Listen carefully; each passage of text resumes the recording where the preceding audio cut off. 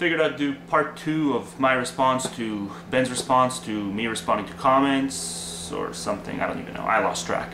I lost track of what the fuck this is all for. But anyway, let's move on. Yeah, so I think I left off with him talking about how the terrorists are really, you know, we allow the terrorists to define the way we think about religion. And I just pretty much pointed out that the terrorists are really a minuscule part in all of this whole discussion. I bet 99% of the people who had some kind of a strong opinion on Islam, or even a neutral opinion, the majority of us did not change that opinion after this one act. You know, there's, say for a few paranoid hillbillies, I think most of us, you know, really do get it. That one act is, this whole religion thing is much more three-dimensional than this one act. And just because it's more three-dimensional than a depraved act doesn't mean it's more three-dimensional for the better. So anyway, moving on. So he's talking about the terrorists, and he says that they weren't devout Muslims because of strip clubs. And I refuted that idea in part 1 of the 6-parter. So please, Ben, go watch part 1 again. I pretty much said that, and I backed it up with quotes, with Quran quotes in the comment section of that video. I pretty much said that, you know, if you go out in a martyrdom jihad style, you are guaranteed, you know, the 72 pussies. So, I'm sorry. It's right in the Quran, so that's what they believe. And then on top of that, I'll argue that just like we have with the goddamn, you know, Republicans who get all gooey whenever they talk about Jesus and Jesus's message, one of his main messages being that, you know, we should spread the wealth and, you know, be good to the poor, you know. And then these Republicans really do believe this shit, but at the same time they make themselves believe that, you know, that they argue for a system which taxes, you know, income on capital gains at a lower rate than they tax income on labor. So that's not going to do the poor any good, but they can still make it somehow work in their minds. Because they argue for all these bullshit systems where people who have ownership are going to benefit more than people who don't. So, I mean, you want to say that this somehow proved that they don't really believe in Jesus? I don't think so. I think that's a fucking stretch.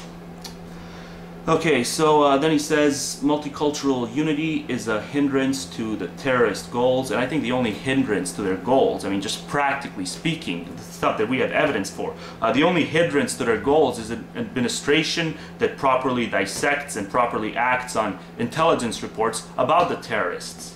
Okay, whether or not us peons are going to get along with the, you know, next Muslim who moves into our neighborhood is just a complete non-factor to the agenda of the terrorists. I don't know how many times I'm going to have to keep saying it. Okay, so then he says, anti-bullshit man compared ground zero, or the mosque being built in ground zero, to pissing on the grave. And once again, this is just so frustrating. I explained in one of my, you know, I think part 2 or part 3, that you made a general argument about sacred land. Okay? So you made the key word is general. Okay, last time I wanted you to staple the words beyond recognition to your head whenever you're making this argument. This time I want you to staple the word general argument. You made a general argument about sacred land, and I just brought up an example which discredits that general argument.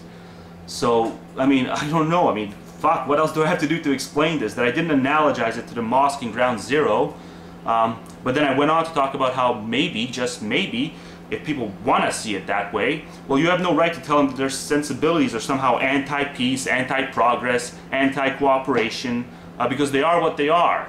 And, you know, you go pretty fucking far with this preachy bullshit. You're gonna wag your finger at somebody who just happens to have an honest general notion about what they feel. Okay, so, let's see, where did I stop? So we can go 2 sides with the mosque thing. Yeah, so we can make it happen, we can let it happen, or we can ban it. And you know where I stand. Like I said, I think it's bullshit for you to do this. Just really, it really is patronizing, and it's really preachy bullshit. You're like an after-school special. This preachy bullshit where you're gonna say that just because some people are offended by it, that they, you know, they have to condition themselves into not being offended by it, because if they don't, then they're anti-progress, anti-peace, anti-humanity. I mean, these are the words you use. You used anti-progress, anti-peace, and anti-humanity. I mean, that's just a disgusting way to pigeonhole people's honest sensibilities. All because you have this multicultural rod up your ass. I mean, really fucking annoying. Okay, so Anti-Bullshit Man seems to think that I'm defending the teachings of Islam. No, I never said defending the teachings of Islam. I just said you should be fighting against the Sharia courts more aggressively instead of being kind of permissive towards them. You know, just because there's different degrees of Sharia law. I mean, if the system in the UK is actually going to benefit in some way, okay, if it's really corrupt right now, if the Sharia courts, you know, invoking Sharia courts in there is somehow going to benefit the majority of people, or even a fraction of people, in some sort of a true, honest, justice way, then yeah, argue for it. But explain why you're arguing for it then. Explain why you're permitting it. And as far as I know, no version of Sharia is going to bring more justice to mankind. It is inherently, well, anyway, moving on. I'll get to the inherent part of it later. Let's see. Okay, so we shouldn't ban the burqa, we should educate and integrate. And again, you just sidestepped the whole point there. I never said ban everywhere, and you're not qualifying your comments by saying that I never said ban everywhere, and that creates the fucking misinterpretation. And what do you mean, educate, integrate? What? So you're assuming that anybody who has a problem with a burqa is somehow uneducated about it? No, maybe they're perfectly educated about it, but they still don't like it. And again, them not liking it is not the basis of my argument. I mean, I must have said it 15 fucking times already since I brought up this burqa bullshit, that somebody simply not liking it is in no way a justification for banning it, okay? And I'm not talking about banning it everywhere. I'm talking about the fact that there is a law that everybody has to follow. And just like, for example, imagine, I know it's mostly, you can't help but view it in this cultural terms, but imagine you and I started a culture today. And imagine that culture was, one of the main tenets of that culture was the fact that we don't wear shirts and we don't wear shoes. That is how we, symbolize our culture. We show our fucking stinky ass, toenails and our nipples. That's really crucial to our culture. Okay? So imagine 2,000 years from now, there's still convenience store owners who put up signs saying, no shoes, no shirt, no service. Okay?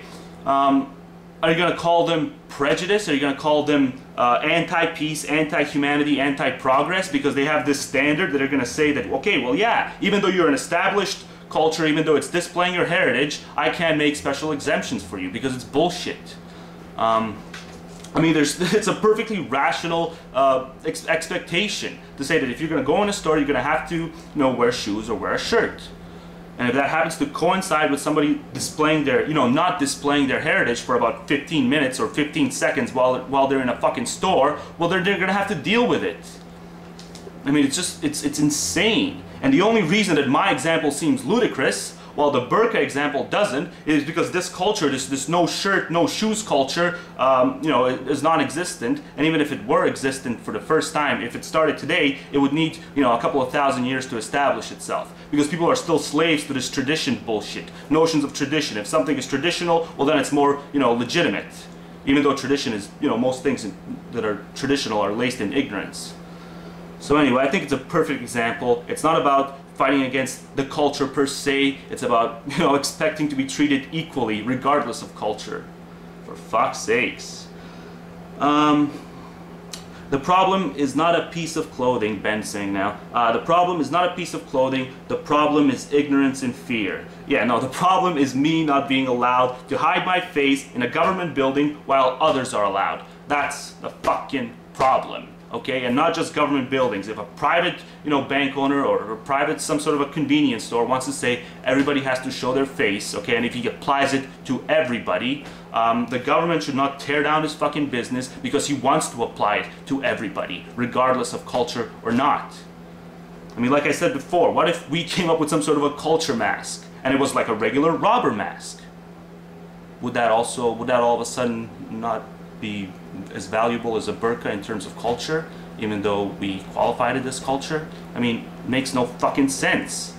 And again, there's this other argument where, yeah, I mean, legitimate robbers, if you allow this crap, if you make these exemptions, then legitimate robbers are gonna, pretend to be Muslims, and they're gonna put on burqas, and they're gonna pretend, it's gonna work to their advantage.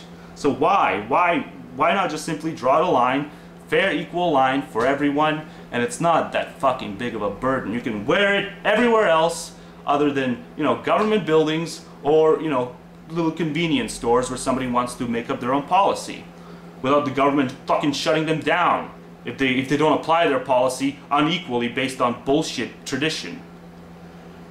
Okay, so problem is ignorance and fear. Well, what do you mean ignorance and fear? What do you mean by this? You damn well know we're not banning this in certain places because we're fearful of it. It's because it wouldn't be fair to everyone else.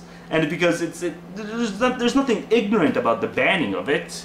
I mean, are we ignorant to fear non-culture masks? I mean, really? Why are you so... I mean, what's the motivation to call it ignorance and fear? I don't get this. Anti-bullshit man is pig ignorant to say that any incarnation of Sharia is a spit in the face of Western values. Well, that was just a blanket, you're ignorant accusation. You sound like Michael Jackson here. You're ignorant, you're ignorant, you're ignorant. That's how he fucking combats any criticism that comes his way. You're ignorant, fucking hell, I'm gonna be out of time. Holy crap.